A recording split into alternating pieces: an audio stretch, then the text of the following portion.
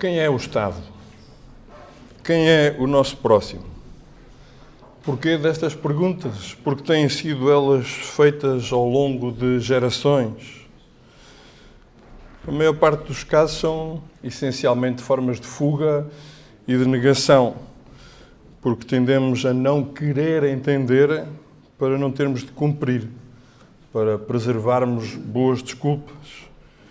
E como nesta sociedade nós vivemos centrados em nós, tudo nos é distante, desde o longínquo Estado até ao nosso próximo.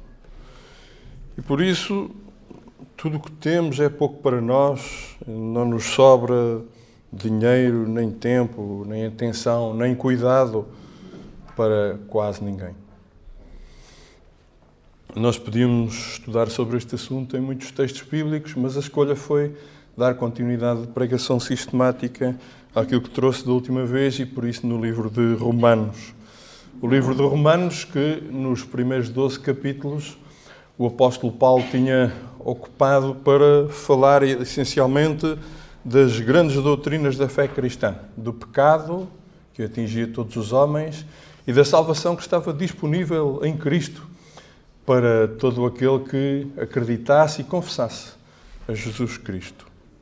E depois de ter apresentado nestes primeiros 12 capítulos esta tão grande salvação, era a intenção de Paulo, a partir do capítulo 12, começar a promover a reflexão dos crentes sobre do que é que foram salvos, por quem foram salvos, para que foram salvos, e então que eles refletissem sobre o sentido da sua vida. Por isso, Paulo, a partir do capítulo 12, vai começar a falar sobre o viver do cristão, uma ética não de teoria, mas de prática da vida cristã. E a estrutura é bem conhecida, não é? Romanos 12, 1 e 2, e é o alicerce de todo o resto do texto. Romanos 12, 1 e 2 coloca a base que é o amor. Por causa do amor, das compaixões, das misericórdias de Cristo, Paulo vai rogar a que também nós lhe demos amor de volta. Que também nós nos possamos entregar a Deus de corpo e de mente.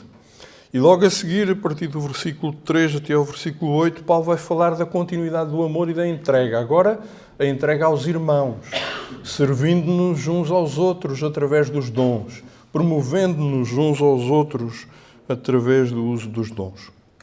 Depois, do versículo 9 até ao versículo 21, o texto fala de servir os nossos irmãos e de relacionamentos em geral, tendo por base o amor. Não ao conflito, não à vingança, sim ao perdão, sim a fazer o bem até a quem não merece.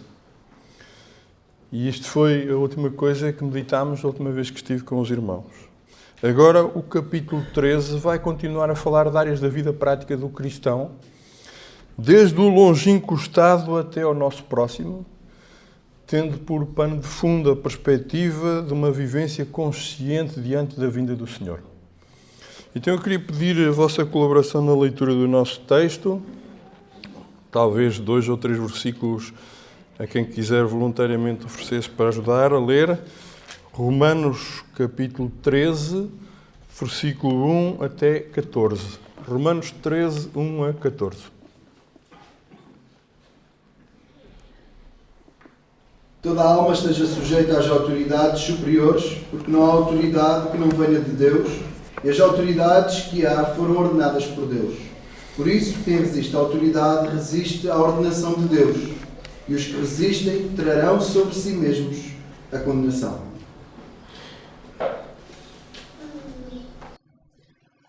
Os magistrados não são terror para as boas obras, mas para as más. Queres tu, pois, não temer a autoridade? Faz o bem e terás louvor dela, porque ela é ministro de Deus para teu bem. Mas se fizeres o mal, teme, pois não traz em vão a espada, porque é ministro de Deus e vingador para castigar o que faz o mal. Portanto, é necessário que lhe estejais sujeitos, não somente pelo castigo, mas também pela consciência, porque esta razão, ou por esta razão também, pagais tributos, porque são ministros de Deus, atendendo sempre a isto mesmo. Portanto, dai a cada um o que deveis.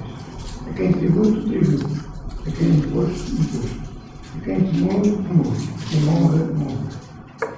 A ninguém faz coisa alguma, que não seja melhor que os amadores dos outros.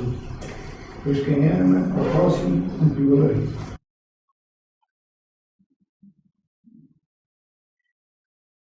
Posto isto, não adulterarás, não matarás, não furtarás, não cobiçarás, e se há qualquer outro mandamento, tudo nesta palavra se resume.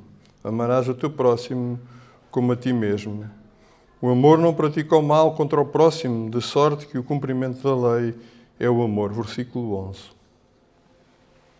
E digo isto conhecendo o tempo, que é já a hora de despertarmos do sono, porque a nossa salvação está agora mais perto de nós do que quando aceitámos a fé. A noite é passada e o dia é chegado. Rejeitemos, pois, as obras das trevas e vistamos-nos das armas da luz. Andemos dignamente como em pleno dia, não em orgias e bebedices, não em imprudícias e dissoluções, não em contendas e ciúmes, mas revestivos do Senhor Jesus Cristo, e nada disponhais para a carne no tocante às suas concupiscências. Muito obrigado. Então, o primeiro ponto, parece claro, é a relação entre o crente e o Estado, e está nos versículos 1 até 7. E a relação da Igreja com o Estado ia ser muito mais crítica dentro em breve. Depois deste texto, cerca de uma década, esta relação ia deteriorar-se ainda mais. Antes, os judeus tinham aversão ao Império Romano, mas, na verdade, tinham muitos privilégios. Não eram declarada uma religião ilícita e estavam até protegidos por lei imperial. E no início do cristianismo, os cristãos eram vistos pelos romanos como uma espécie de variação do judaísmo e, portanto, iam sendo tolerados. Se quiserem perceber isto por fundamento bíblico, depois podem consultar Atos 18, 12 e versículos seguintes. Mas é verdade que os registros romanos guardavam informação do que o fundador do cristianismo tinha sido condenado por um magistrado romano pela sua realeza, assunto que estava inscrito na cruz. E, portanto, atentava, de algum modo, contra a soberania romana. E os opositores valiam-se disto muitas vezes para conseguir condenações de Roma sobre os cristãos, os seguidores de Cristo. Também Atos 17, 6 e 7 documentam esta verdade. Então, para evitar problemas e consequentes acusações, o apóstolo Paulo era cuidadoso e queria que os crentes fossem muito cuidadosos nos seus comportamentos para que os seus detratores não pudessem usar este tipo de argumentação contra eles. Na verdade, nesta matéria, Paulo segue a doutrina já estabelecida pelo Senhor Jesus Cristo em Marcos 12, 7, dai a César o que é de César e dai a Deus o que é de Deus. É este o mesmo princípio. Então, o versículo 1 diz: toda a alma esteja sujeita às autoridades superiores, porque não há potestade que não venha de Deus, e as potestades que há foram ordenados por Deus. Esta é uma declaração política. Embora nós às vezes tenhamos problemas com a nossa relação com a política, esta é uma declaração política. É uma declaração política de algum modo forte, não é? É uma declaração política que clarifica que todas as pessoas se devem submeter às autoridades. Não importa o partido que ganha, devemos submeter-nos às autoridades. O termo potestades geralmente refere-se a todo o tipo de poderes, sejam eles terrenos, sejam eles celestiais, aqueles que governam o mundo. Mas neste contexto estão em causa os poderes humanos, aqueles que usam a espada para castigar os maus e que também protegem os bons. E por isso, de algum modo, têm autoridade de mando e devem ser obedecidos. E é necessário mantê-los para que possam governar. E, portanto, há uma razão clara para a sujeição às autoridades e também esta afirmação forte de que as autoridades foram constituídas por Deus para porem em ordem o bom funcionamento da sociedade, significa que, apesar do pecado e da deterioração daqueles que estão no poder, Deus mantém uma soberania indireta sobre os assuntos humanos. E por isso o versículo 2 diz: por isso quem resiste à potestade resiste à ordenação de Deus, e os que resistem trarão sobre si mesmos condenação. Portanto, aquele que de algum modo é incorreto, desobediente, resistente à autoridade, resiste à ordenação de Deus. E quer este contexto, quer a Bíblia em geral, esclarecem que, de facto, o Estado tem o direito de exigir a obediência e que, dentro de limites dos propósitos para os quais foram constituídos por Deus, tem direito de governar. No entanto, há alguns poucos mandamentos que têm sido tão desrespeitados como este. Este é dos mais desrespeitados, com desculpas diversas. No entanto, há uma exceção, também ela biblicamente estabelecida, não é? Se o Estado exige uma lealdade que só é devida a Deus, o cristão tem o dever de não obedecer. Quando as autoridades forem contrárias ao cristianismo de uma forma grave, proveniente de Satanás, como, por exemplo, 2 Tessalonicenses 2,6 clarifica, a solução também é biblicamente clarificada em Atos 5, 28 e 29. Quando os sacerdotes lembraram a proibição de anunciar ao Senhor Jesus Cristo, a resposta foi: mais importa obedecer a Deus do que aos homens. Então, este é o equilíbrio. No normal funcionamento do Estado, quem desobedece terá sobre si condenação ao julgamento. Temos dever de obediência. Nos casos em que o Estado exige para si uma lealdade que só é devida a Deus, temos direito de desobedecer, porque mais importa obedecer a Deus do que aos homens. Prossegue o versículo 3, afirmando: porque os magistrados não são terror para as boas obras, mas para as más. Queres tu, pois, não temer a potestade? Faz o bem e terás o louvor dela. Então, as autoridades judiciais nada fazem contra quem tem boa conduta. Também 1 Pedro 3,13 disse isto: ninguém vos há de maltratar se fordes zelosos para o que é bom. Então, quem se comporta adequadamente, na verdade, como um cristão, só pode ter reconhecimento. Não tem nada a recear das autoridades. Antes, elas só agem contra quem faz o mal. O versículo 4 prossegue afirmando: porque ela, a autoridade, é ministro de Deus para o teu bem. Mas se fizeres o mal, teme, pois não traz de balde a espada, porque é ministro de Deus e vingador para castigar o que faz o mal. Então, Deus concebe claramente as autoridades para garantir o bem, para que as pessoas boas possam ser protegidas e para que as que fazem o mal sejam punidas e assim seja preservada a ordem, seja preservada a paz. E, portanto, ao contrário do cristão que não deve executar vingança, e lemos sobre isto da última vez que estive convosco no capítulo 12 e no versículo 19, o Estado recebeu essa missão. O Estado de energicamente executar a ira, reprimir o mal e colocar as coisas no lugar certo. Este ponto sobre a relação do cristão com o Estado tem um subponto que nos coloca a questão da consciência. Versículos 5 e 7. Portanto, é necessário que lhes estejais sujeitos não somente pelo castigo, mas também pela consciência.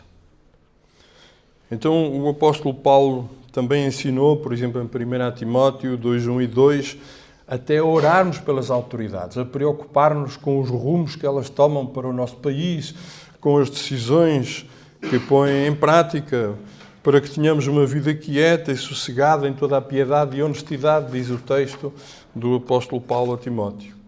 Ou seja, não é só pelo castigo que nós devemos relacionar-nos com a autoridade temendo, nós devemos obedecer, mas também porque isso foi ordenado por Deus, porque há propósito nas autoridades e porque há propósitos nobres, nós devemos ter para com as autoridades uma perspectiva até proativa de oração. Mas, além disso, o nosso texto diz que há uma razão de consciência. Isto é, porque esta ordem de Deus existe, o Espírito Santo acusar-nos-á se nós formos incorretos com as autoridades. Portanto, o Espírito Santo, se a nossa consciência não estiver cauterizada, acusar-nos-á da nossa incorreção.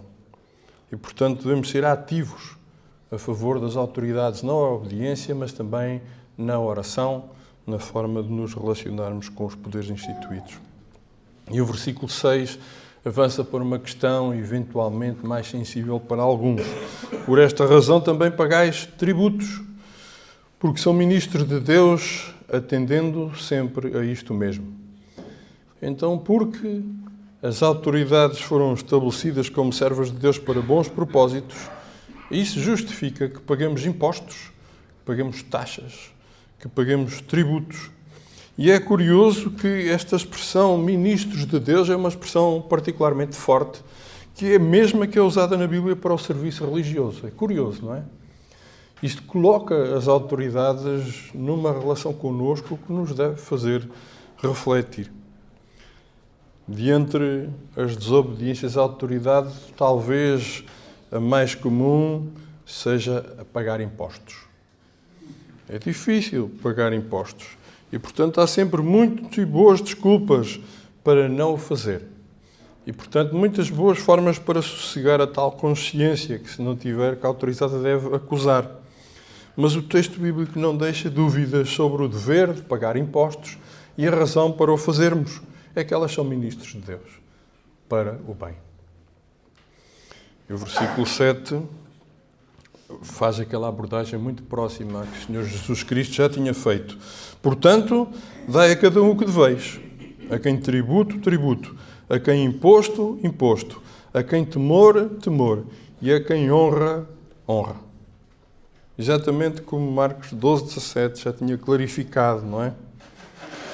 E embora seja apresentado um quadro temporal para o exercício da autoridade humana ainda neste texto, mais abaixo, ante a perspectiva da vinda próxima do Senhor, enquanto vigorar esta era, temos o dever de obedecer, pagar impostos e honrar as autoridades naquilo que elas efetivamente merecem. Então, o segundo ponto muda completamente de assunto. Tive quase para saltar este texto e passar para o seguinte, porque só tem um assunto. Este tem 3. Mas assim é o texto. E pregando sistematicamente, aprendemos com cada aspecto. E o próximo ponto, dos versículos 8 a 10, é sobre o amor ao próximo. O amor ao próximo como um débito essencial. Diz o versículo 8, a ninguém devais coisa alguma, a não ser o amor com que vos ameis uns aos outros, porque quem ama aos outros cumpriu a lei. Então o texto fala de um débito essencial que nunca está pago. Normalmente, quando temos uma dívida, a dada altura conseguimos saldá-la. Mas o débito de amor não. Está sempre a ter de ser pago. Porque, afinal, o amor é a essência de Deus e, por causa disso, é a essência de tudo o que é relevante em termos espirituais, em termos práticos da nossa vida também. Logo, ele é também a essência da lei. Por ser a essência de Deus, a lei concebida por Deus tem por base o amor. Por exemplo, Levítico 19:18 faz esta primeira síntese acerca do amor.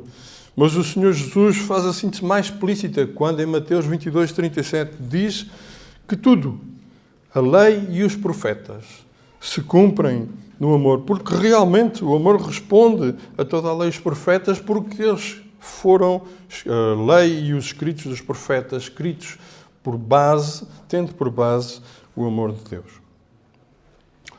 E depois vem o próximo, não é?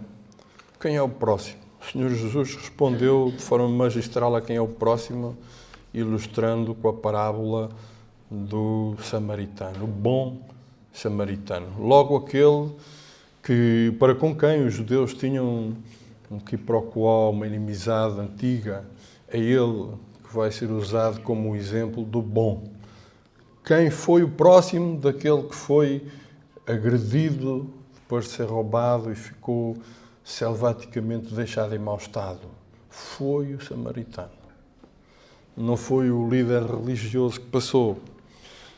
Então, o Senhor Jesus ilustra esta noção de quem é o próximo, clarificando que o próximo é qualquer um com quem contactemos. É aquele que está perto de nós. Aquele que necessitar de nós. Amá-lo é certamente cumprir a lei. Jesus especificou isto, clarificou isto. E depois o versículo 9 diz: com efeito, não adulterarás, não matarás, não furtarás, não darás falso testemunho, não cobiçarás. E se há algum outro mandamento, tudo nesta palavra se resume: amarás o teu próximo como a ti mesmo. Então o apóstolo Paulo vai compilar aqui 4 mandamentos. O 7º, o 6º, o 8º e o 10º por esta ordem. E dos 10 mandamentos, ele extrai sobretudo aqueles que visam a relação uns com os outros. São os mais relacionais de todos. E deixa a abertura depois de pegar nos mais relacionais para todo e qualquer outro mandamento. Isto é, não importa os demais mandamentos, na verdade todos ficam resumidos ao 2º mandamento, que foi expressado pelo Senhor Jesus, esta lei régia de amar o outro como a nós próprios. O versículo 10 clarifica dizendo: o amor não faz mal ao próximo, de sorte que o cumprimento da lei é o amor. E esta expressão do cumprimento no original grego visa a ideia de plenitude, ou seja, por tudo aquilo que o amor faz ao próximo, nada de mal, antes só o bem. Atingir o amor é atingir a plenitude da lei. De cada vez que amamos, estamos a cumprir cabalmente o plano de Deus para nós. E amar certamente de forma prática. Em terceiro lugar, o nosso texto apresenta-nos uma urgência: rejeitar as trevas e ser mais conforme Cristo. Versículos 11 a 14.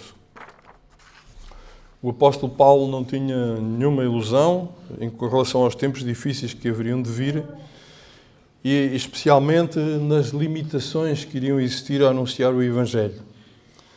Ele sabe que as forças das trevas iam atuar de uma forma crescente. Ele sabe até que haveria no meio alguém, o Espírito Santo, que continha as forças das trevas, como ele dizia quando escrevia aos Tessalonicenses, lá em 2 Tessalonicenses 2, 1 e 12, mas sabia que o mal era crescente, apesar de estar limitado pela presença do Espírito Santo. Mas queria que os crentes estivessem alerta para as características desta era. Quando via as coisas acontecer, ele olhava para os sinais e tinha o mesmo pensamento que o Senhor Jesus já tinha expressado em Lucas 21, 28, quando disse: quando estas coisas começarem a acontecer, olhai para cima, porque a vossa redenção está próxima. Então Paulo via a degradação que estava a acontecer, os sinais na sociedade e pensava que estava cada vez mais próximo estes tempos de grande adversidade, mas também de proximidade da vinda do Senhor. Então a ideia era que os filhos de Deus deviam estar alerta, deviam ter uma consciência dos tempos, deviam viver como quem espera o dia do Senhor a qualquer momento. E esta é, sem dúvida nenhuma, uma vivência que fará a diferença nas nossas vidas. A expectativa da vinda do Senhor. Quem tem esta esperança purifica-se a si mesmo, como também ele é puro. Versículo 11. E isto digo, conhecendo o tempo, que já é hora de despertarmos do sono, porque a nossa salvação está agora mais perto de nós do que quando aceitámos a fé. Então Paulo achava aquilo que nós devemos achar nos nossos tempos, é que é preciso acordar da letargia espiritual, que a rotina da vida e a cultura da sociedade nos levam a adotar, às vezes até sem darmos por ela. Somos adormecidos e cozinhados em lume brando pelas rotinas e as múltiplas coisas que temos por fazer e aquilo que é da cultura da nossa sociedade. E, portanto, devemos estar vigilantes, acordar deste estado de letargia espiritual, porque a nossa salvação, que ao fim e ao cabo aqui é a ideia da consumação da redenção também do nosso corpo, está próxima. Será que nós temos esta consciência, esta urgência que o apóstolo Paulo tinha há quase 2000 anos? Quando ele olhava para os sinais, tinha expectativa da vinda do Senhor. Os discípulos também a tiveram. Também tinham esta convicção de que precisavam de viver nesta expectativa e de que isso podia acontecer a qualquer altura. Sabem, às vezes pedem-me para pregar até em eventos temáticos sobre escatologia. Eu só me interesso por esta parte. Estou muito pouco interessado nas discussões pré ou pós-tribulacionistas. Estou mais interessado nesta parte.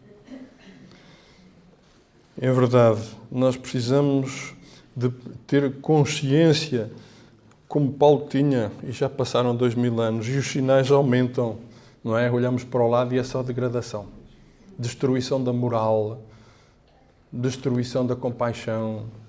Estas coisas acontecem e nós vemos a sociedade degradar-se e pensamos, será que o Senhor vai tardar muito mais tempo acontecendo as coisas que estão a acontecer? Versículo 12. A noite é passada e o dia é chegado, rejeitemos, pois, as obras das trevas e vistamo-nos de armas da luz. O conflito entre a luz e as trevas está sempre presente nas Escrituras de Paulo, nas Escrituras de João. E esta não é uma luta apenas para os tempos finais, não é? Quando o Senhor vier derrotar o Anticristo. Esta é uma realidade contínua. E todos os nossos comportamentos ou cooperam para a vitória da luz ou cooperam para a vitória das trevas.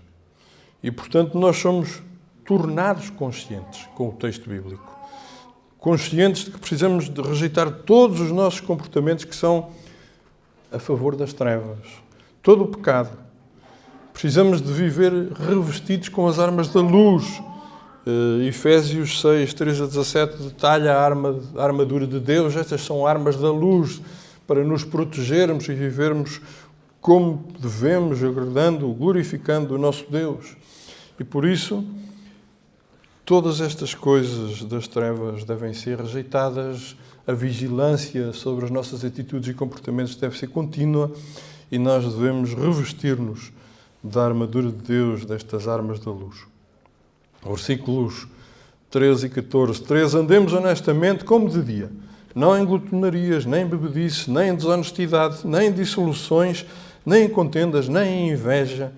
É o desafio à vida honesta, não é? Aquela vida que não tem nada para esconder, que pode ser facilmente examinada a qualquer momento.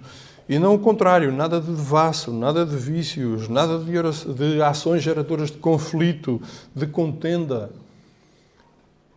Nós precisamos de andar como de dia, afastados de todas estas coisas erradas, com uma vivência honesta e que glorifica o nosso Deus.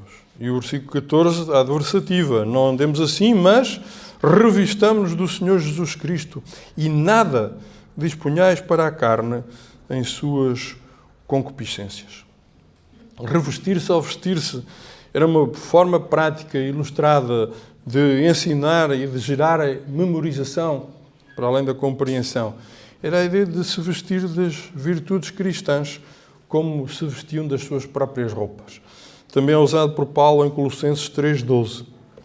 E estas virtudes são as virtudes do caráter de Cristo, do novo caráter cristão, que é recebido quando da nossa conversão. O sermos dotados do Espírito Santo para habitar a nossa consciência e as nossas emoções é a forma de sermos equipados para viver de acordo com o caráter de Cristo.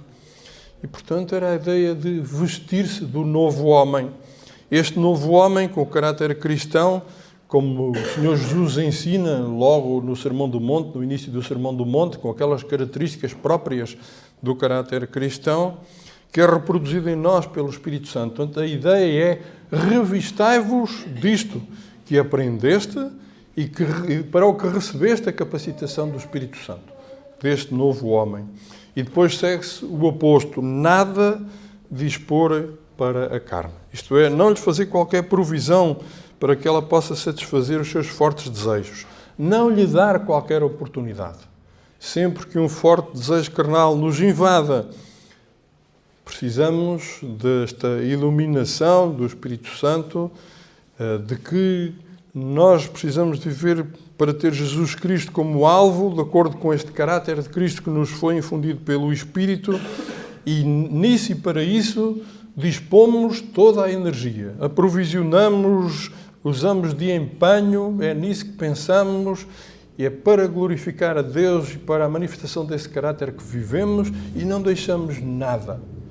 Tempo, oportunidades, recursos para que os fortes desejos da carne se manifestem, tomem conta e possam ser satisfeitos. Nada disponhais. Não lhe aprovisionais oportunidade alguma. seja ela qual for. Portanto, em conclusão, o apóstolo Paulo está a continuar o ensino prático sobre os aspectos da vida cristã, daqueles que foram salvos por Jesus Cristo. Como devem viver? Qual é a ética cristã? E então deixou-nos 3 pontos. O primeiro, o crente e o Estado, versículos 1 a 7.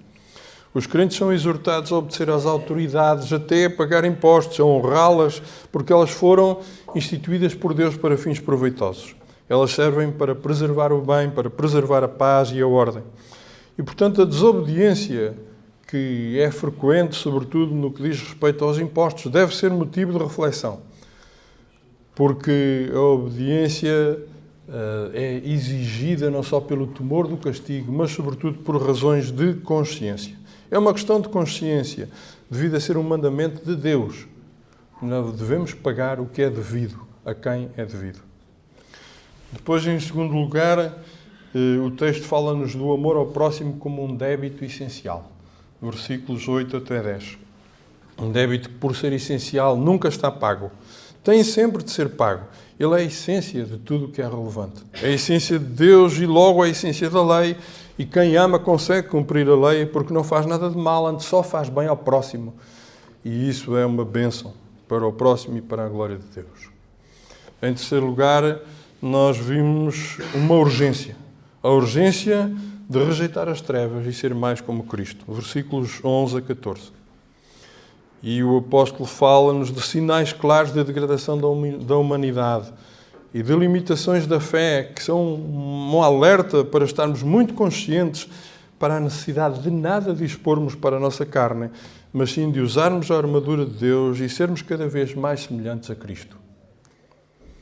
E, portanto, o crente em tudo deve viver como quem sabe do que é que foi salvo, por quem foi salvo, a que preço foi salvo, para que é que foi salvo. E a sua vida precisa de ser governada pelo amor. Uma prática contínua de entrega a Deus ou aos outros, seja ao distante estado, seja ao próximo com quem vivemos e nos cruzamos no dia a dia. Tudo isto para contribuirmos decisivamente para a glória de Deus. Que assim seja.